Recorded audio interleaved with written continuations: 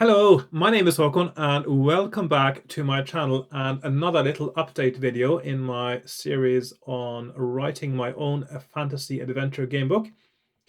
In this series, I've talked about initial considerations, about logical coherence, about world building, about the language, the culture, the religion, different aspects of writing any story, in fact. And I've talked a little bit about game structure, about game mechanics, not so much. And today I tried to start to narrow down my thoughts on how to do game mechanics. At the moment, I am gravitating towards a system using a single six-sided die as my main form of randomizer in the adventure. And I will have three abilities, and each one will be expressed as, or whenever there's a change to an ability, it will be either permanent or temporary. So all those things are going to be very explicit rather than a little bit sort of wishy-washy and vague and ambivalent as they can be in fighting fantasy books. The three abilities that I'm intending to use are skill, combat, and health. I may call skill something else because I want to make it absolutely clear that while there is some overlap with your combat ability, skill means something else. It's your technical ability, your ability to create a fire, to build a shelter, to your balance, how good you are at climbing, things like that. Whereas your combat is how good you are at fighting. In fighting fantasy, as we know, those two things are conflated. They're put together in one thing, and this causes some logical flaws in a lot of the books, because when, for instance, you find a sword, it says gain +1 to your skill. Whereas what it really should be saying is, as long as you're using this sword to fight, you get +1 on your combat rolls. That would make sense. So what I'm going to do in my book is that I will have skill and combat as two separate things, but sometimes, of course, if something improves your, say, your balance or your dexterity, just a potion, for instance, or a magical spell, it could be anything, then this will give you a bonus to both combat and skill. Okay? But if something only pertains to skill, that is, you get a better tool for a job, then that is skill. If you find a better sword or a piece of armor, that is combat. So those two things will be kept separate, and very explicitly so as well. And then it is also going to be really clear whether a bonus is permanent or temporary. So, for instance, in fighting fantasy, again, a little bit wishy-washy sometimes. If you get injured, for instance, as an example, that is a temporary penalty, usually, if it can be healed. If you have an injury that causes a niggle, something that you can't actually heal properly, then of course a little bit of that change could be permanent, but that's a very specific case. Having a sword to fight with is a temporary bonus to your combat ability. It is something that you can lose if you lose the sword, if the sword breaks, for instance, or if you just lose it.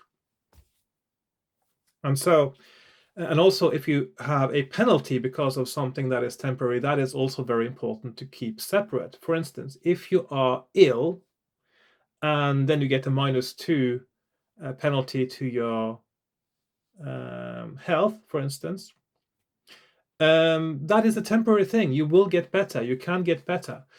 And of course, it's very important to keep all these status things that are temporary, very clear on your character sheet, or journey sheet, as I'm leaning towards calling it. And so that in the text, when these things are referred to, then you know what happens. So for instance, something happens, it says, if you are ill, then you are no longer ill. Then you remove that -2, for instance. And also your basic, your starting abilities will be expressed as a penalty or a bonus.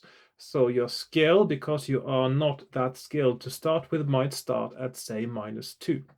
And your health, which might be quite good to start with, maybe +1. I haven't decided on these numbers yet, just picking some out of the air now. And then as the adventure progresses, there will be permanent changes and there will be temporary changes. So, for instance, how you use these numbers. When you have a test against an ability and the text says test skill against 3. So you get the target number, which is 3. You have a skill of, say it is -1, and you roll a 6-sided die, and I roll a 3. So I get 3 minus 1, that is 2, and that means a failure. I need to have the target number or above to succeed. Okay? And there's a second rule. If you roll a 6, it is always successful. If you roll a 1, it is always a failure. Unless, there is going to be an unless. There are some situations where a roll, it doesn't make any sense for some logical reason or not to have an automatic success or an automatic failure. So maybe, at least I will have a little proviso in the rules about that, and I'll just change that if I never use it. I will have the option of saying in the rules that in a test that there will be no failure, there will be no success if you roll a 1 or a 6. So yeah. Combat, of course, the target number for a combat will be against the combat skill and the roll of your opponent. So for instance, your opponent has a combat skill of -1, you have a combat skill of, say, 0, and your opponent rolls a 4, then your target number is going to be 3. So 4 minus 1, and then you have a target number of 3 for your combat roll. And if you roll a 3 or above, then you're successful. But as I mentioned in an earlier episode, I also want to have a combat system that isn't just about rolling the dice. I will try to make it a combination of die rolls and choices. So there will be choices you can make during a battle that will change the situation, that will move the battle forwards in your favor or maybe against. There may be choices that change the actual fighting ability of your opponent. There may be choices that change your fighting ability for the combat. But I will try to make everything very clear, precise, and unambiguous at every point of the story. I do not want to make it a kind of thing as in fighting fantasy where it's a little bit ambivalent and some things can actually be misunderstood, or you need some interpretation to actually make it logical. It will always make sense. That is my aim. That is my goal with this as well. So whatever game mechanics I have, they will make sense. And in the rules, I will both explain how it works, and I will also give examples as well to make it very clear how it works. So that's what I've been doing today, this afternoon, after cooking some food. I have been fleshing out the system, and of course, at the moment, we have skill, combat, health, and temporary and permanent changes to those. And also will make it very clear on my journey sheet, of course. I will probably have a kind of a box next to the abilities where you can primarily put in whatever items or status effects are going to be bonuses or penalties to those abilities. But that's my plan so far. Just having a cup of tea as well now. So that's what I've been doing, and I'm quite happy with the system so far. It may seem at first glance to be a little bit more complex than fighting fantasy, but what it actually does is it takes the fighting fantasy system, the way it technically works now, because in fighting fantasy you have to keep combat and normal skill separate sometimes.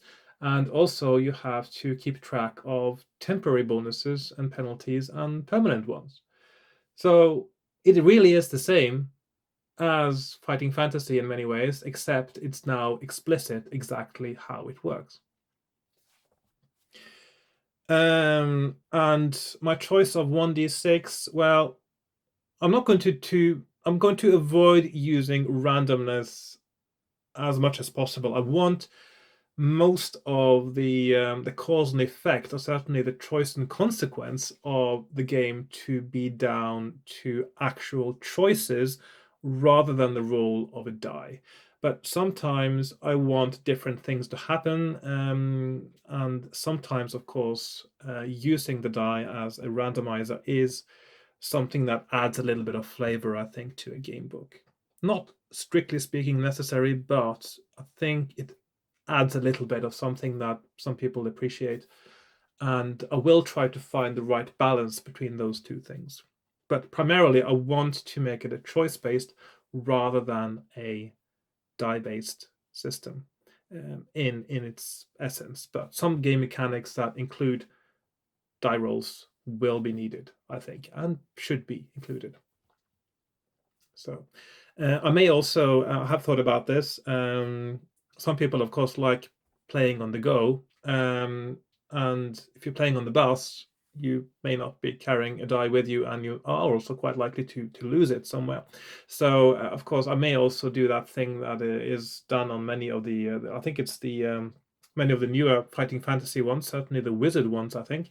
They have dice printed on the pages. And of course, by using a single die, now it will be a little bit easier for that printed die roll to be more properly random as well. Once you have two, that's the problem, of course. If you have a combination of two dice and you print one combination on each page, and of course there are 36 combinations, so you are running out of pages quite quickly, and it is a little bit easier to lose the randomness actually if you do it like that, because some of the you are more likely to pick a page towards the middle of the book, for instance, when you pick a random one to have a look at the printed die roll. So with a d6, 1d6, it is going to be a lot more random if you use a system where you flick through the pages to pick a random one for your die roll.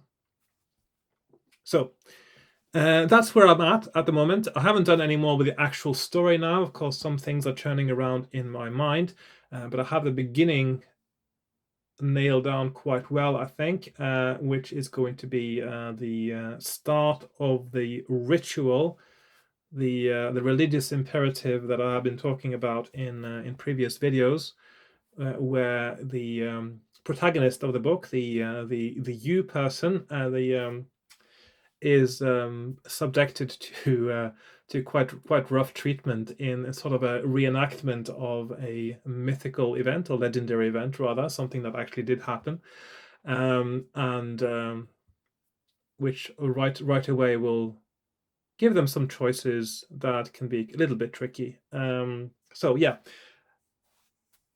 as I suppose it's a little bit like you almost literally you throw someone into the deep end and see if they know how to swim, almost literally. So yeah, I'm not going to say too much about that until I've got everything sort of settled down.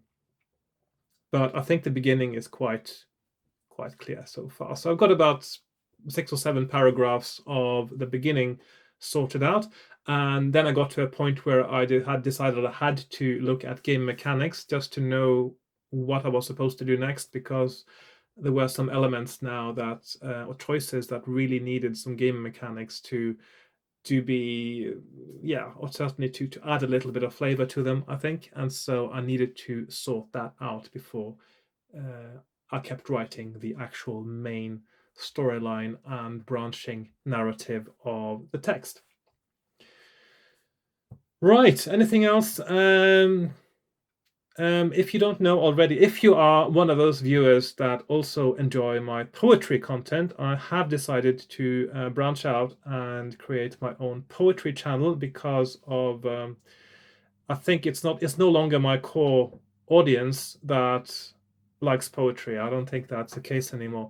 I know quite a few of my viewers do, but not all of them, and And so I felt that I had to restrict how much I uploaded of poetry content to my channel, and so I've decided to just make a new channel so that's no longer a problem. I just upload everything and anything to that as I go along. And if you are interested in poetry, or if you think you might be, please check it out. It's called Poetry with an exclamation point, and I will put a link to it over here, isn't it? Yes, over here, and maybe down in it. There will be down in the description and as well. Right, that's it for today, I think, and I'll see you in my next video. Thanks for watching. Goodbye for now.